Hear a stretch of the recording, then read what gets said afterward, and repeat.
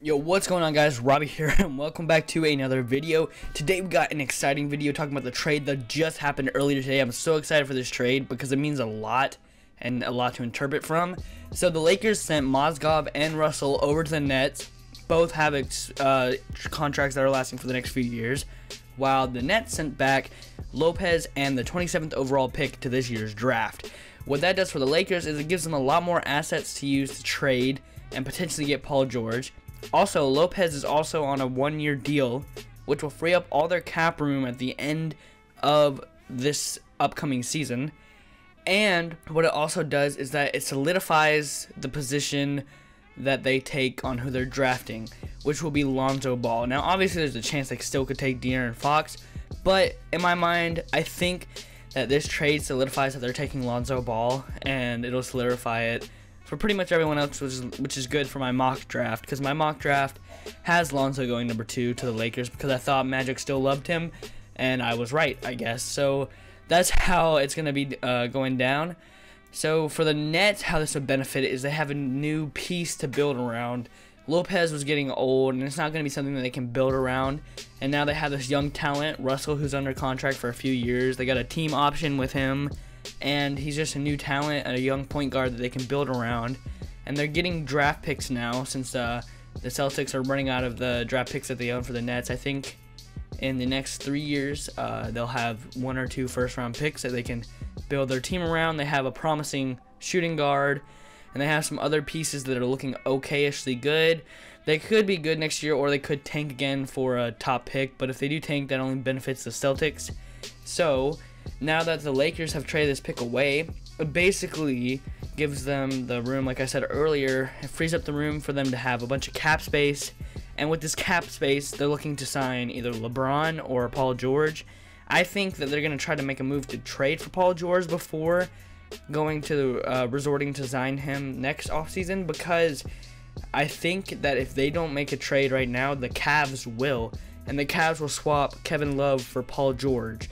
And what I think is going to happen is if they get to the finals, then Paul George isn't going to want to leave the Cavs because he thinks that they can try it again. And so I think if Paul George does get traded to the Cavaliers, he's going to be more inclined to stay there and play with LeBron and Kyrie and try to win over the Warriors.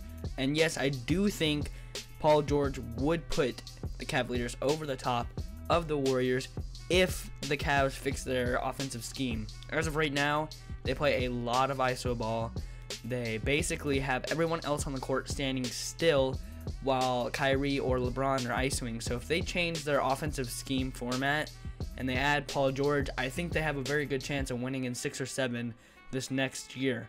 And even if they don't, I think Paul George has a very good chance of staying in Cleveland with LeBron to try to go again to up their chemistry and see if they can go from there.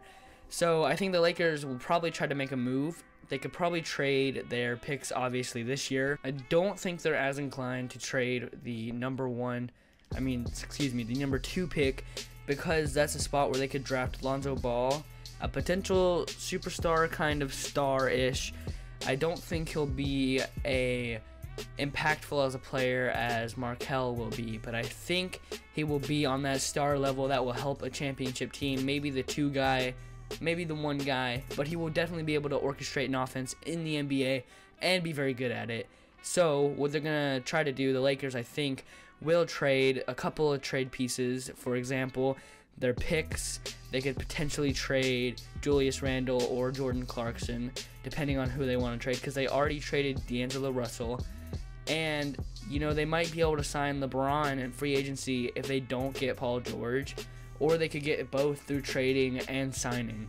That's why they're trying to free up the cap room, is so that this next upcoming offseason that they can sign either LeBron or Paul George, whichever one is available to them. And I've also heard rumors about Jerry West getting a sit-down interview with LeBron to potentially come to the Clippers. I don't know how that's going to work, because the Clippers have an insane payroll with all these veterans on the roster. But if they do, I think that would be an insanely talented group to come together and challenge the Warriors. So we'll just have to see and wait what happens.